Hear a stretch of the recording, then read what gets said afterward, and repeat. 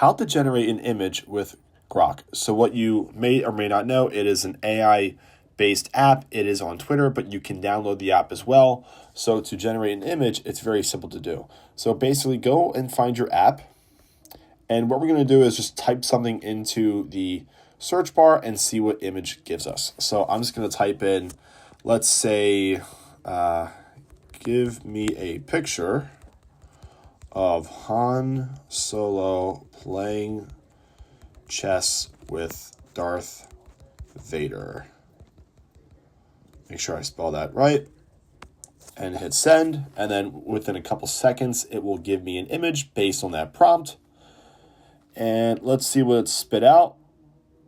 And here you go. You have two images that you can either download or screenshot or whatever you want, and you can go back and change your prompt or just asking for different types of pictures. But that's it. That's how you would generate an image with Grok app.